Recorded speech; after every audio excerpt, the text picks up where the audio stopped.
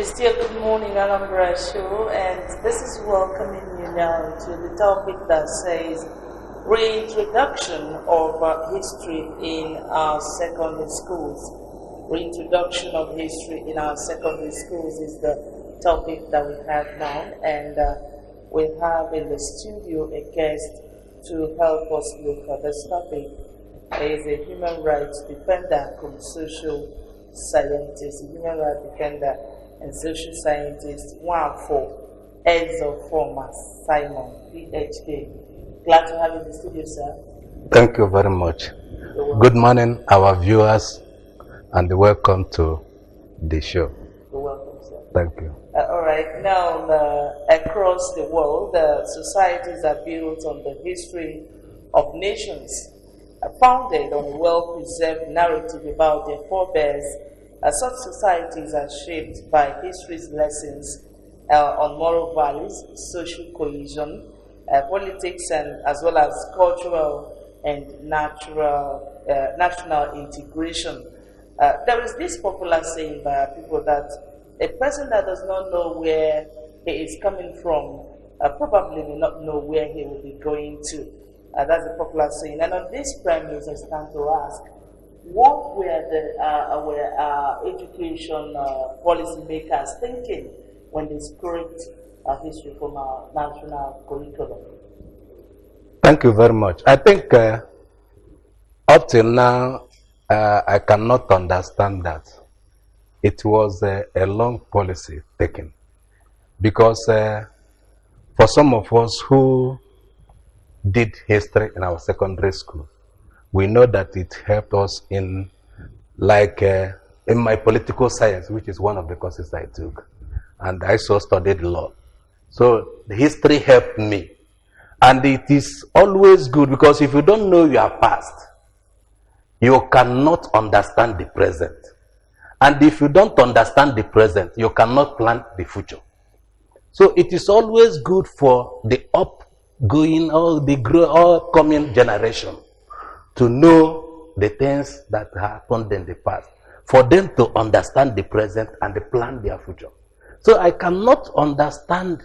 I think it is the problem with Nigeria. Maybe putting a round peg in a square hole. Maybe the policy makers, we are not people who are meant to manage the future of the generation very well. But I thank God that it is being corrected now. It is being corrected, but you will agree with me that this is not the first time they are talking about reintroduction of history in our schools.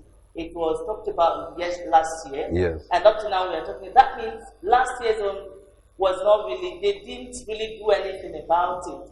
And how are we sure that this time around it's going to work out? Thank you very much. I think we are saying the same thing. And that is why I said it is a wrong policy. And it depends on the policy maker. Because since that is not applying sincerity in our governance, you can see that there are powers, maybe, that didn't want history. But I believe this time now it will work. Why? Because if you look at the recent announcement, they said it is with immediate effect. They have commanded the basic schools and the secondary education to start it immediately. So that will show you that they know it is an error that was done before. And an error that was done before was overlooked by everybody. Well, let me quickly quote something George Orwell said. He said, the most effective way to destroy people is to deny and obliterate their own understanding of their history.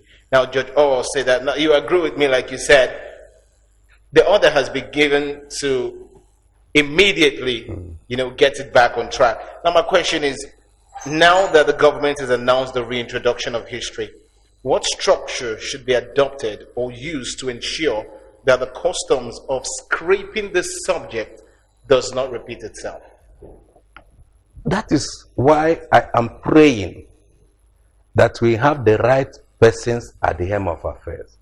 Because if you put people the proper people in the head of education ministry or to be the head of the state, they will know the proper thing to be done. Why it will not be repeated is when there is lapses, maybe when the person at the helm of affairs allows the people who do not know the need for proper education to mishandle the things. That's the only way it could be repeated. But if you put people, I remember when Obieze Kwesiri was the Minister of Education, you cannot see such policy. When Okonjo-Iweala was the Minister for Finance, you could see the type of policies that the government took that time. But I think Nigeria, sincerely speaking, Nigeria has overgrown the stage whereby you will call maybe one man from a village or a school headmaster to be the Minister of Education. No, but when you say the right people in affair, I want to agree with you, but it's that really the issue. Introduction of history or history itself is part of a people, it's part of a nation. A whole lot of people feel that for them to have even removed it from the onset, it's kind of a conspiracy for Nigerians to be ignorant of their history. Do you buy that thought too? I buy that. I got it completely. No, why I made the statement I made is just to be polite. We know that it was a conspiracy. There was certain facts that that they wanted to hide from the future generation. And when it's now boomerang, they want to correct it. They know that it will not lead us to anywhere. There is no way you can hide the truth. Okay, and I think that's exactly why they said, according to the Sun newspapers of 29 March 2018, that the federal government said they were unhappy that new generations of Nigerians seem to have lost their sense of identity and patriotism due to absence of history in school curriculum. Now I ask, what's the implication of this statement? The point is that they have started seeing the negative effects of that policy, of taking that step. I have discussed with some intellectuals in UNIZIK, in OKO, in different places. You will see that every right-thinking person is against that policy. And they know it very well. I'm not telling you that. The point is, the people who know the truth.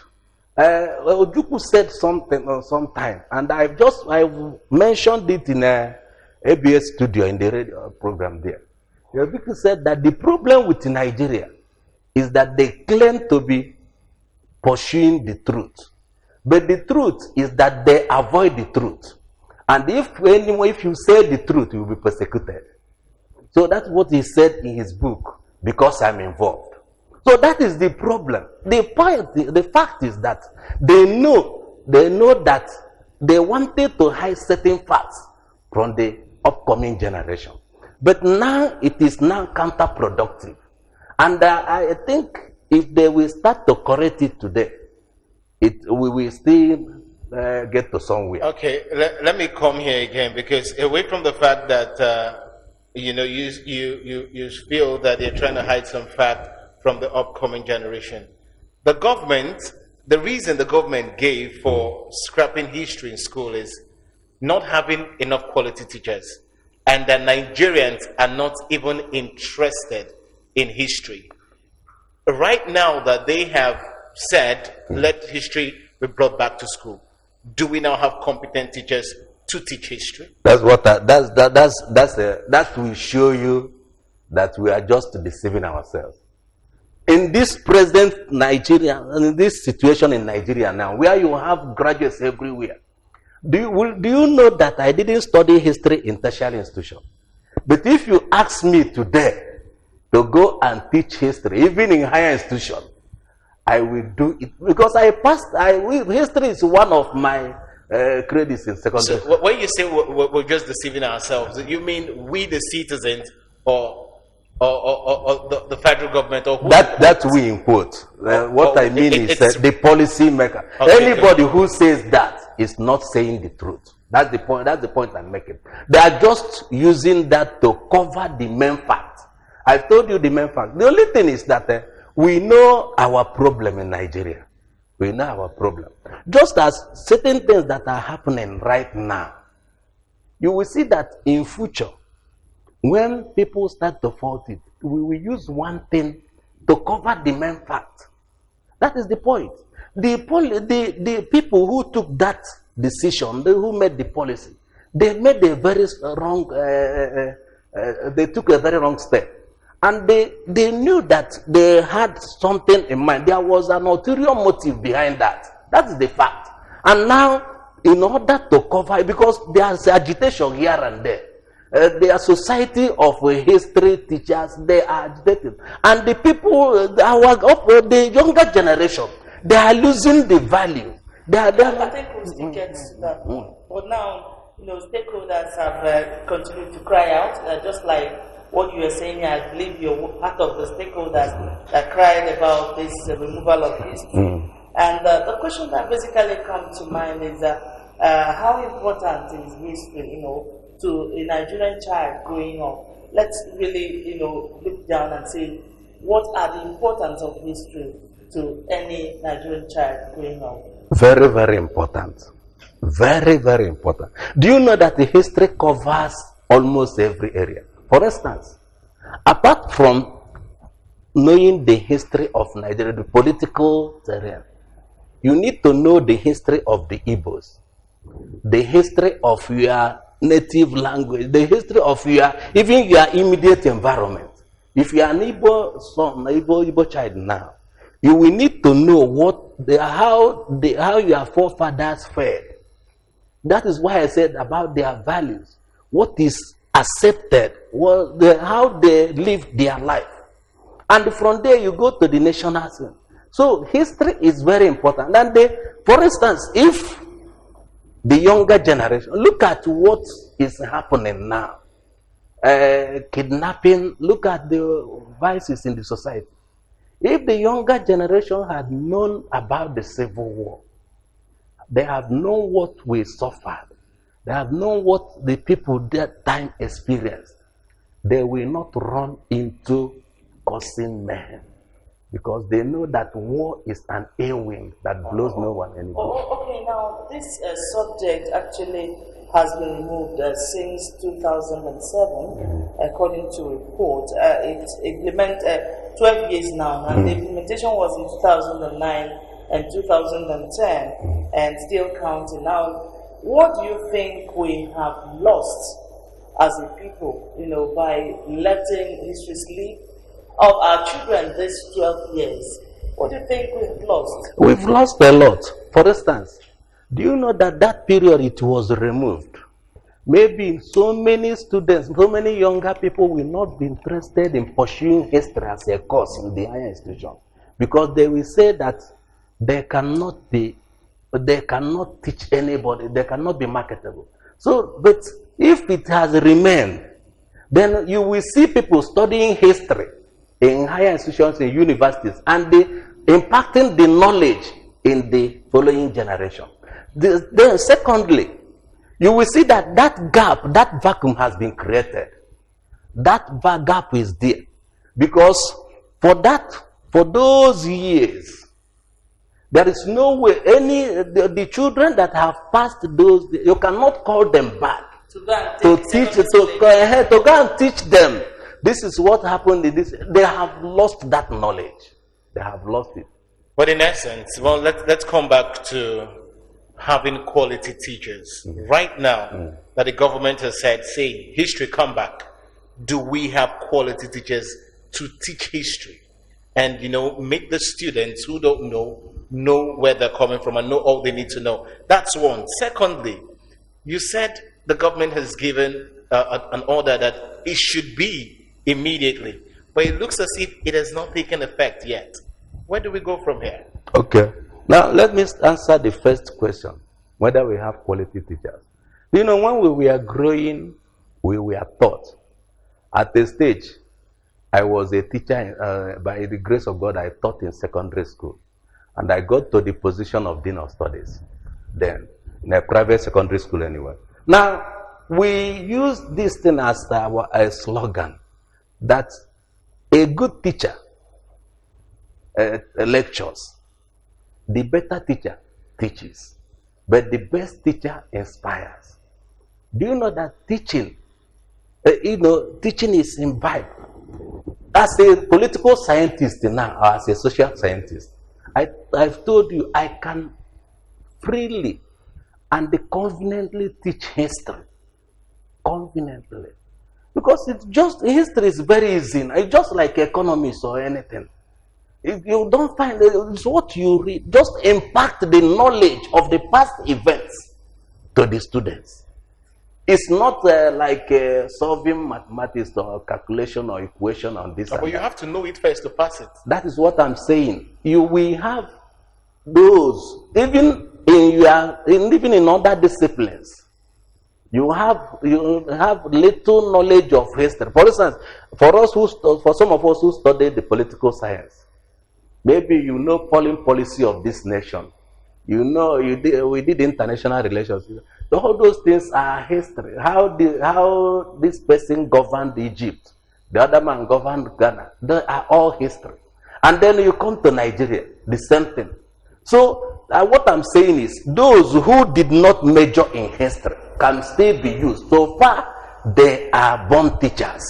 They can teach history very well. All right. Now, in the course of researching for this topic, I found out that some people that teaches history in our higher institutions were now merged to other departments like international relations and so many others. And Nigeria, I see it as, because when this reintroduction now will mean recreating the this department. And that will not come without some funds, and it boils down to us, doing what we already have, doing it all over again, and thereby wasting resources. What do you think about the way Nigerians or policymakers waste our resources? Resources that could be used for other things that will now come back to be used to, recreate history departments. That's why I told you that it boils down to putting error. Because if you have good advisors, even before that step or that policy is made, the good person will advise you. Look at the effect. That is why an administrator will have advisors. People who are specialists in different fields, in different areas. If you have a good advisor as Minister of Education or this, or even as a PAMSEC, or before you take a major decision, you need to call experts in that field to advise what will be the effect of this policy if implemented. So that's what I'm saying. Any time lost, you cannot regain it. So that one is, and then coming about the effect on the economy. That is what we are suffering. That is why we are where we are today. Because we do not utilize the money that is meant for proper things to do those things. That is the point. So we are just at the mercy of God. We will continue to suffer that. All right. And we pray that future will be bright. All right, I know so well that history could be very interesting. For you to wake up and get to know what has happened in the next 10, 20 years. History is interesting. But quickly, what do you think the government should do to make history more attractive for secondary school students or students generally to embrace it more and, of course, get to know their past? Okay, thank you very much. Just as you said, the government has many things to do, because when the teachers are empowered, when the institutions are empowered, the teachers, because anybody who has studied history will like to pass that knowledge to the next person. So we have teachers we have lecturers who studied history.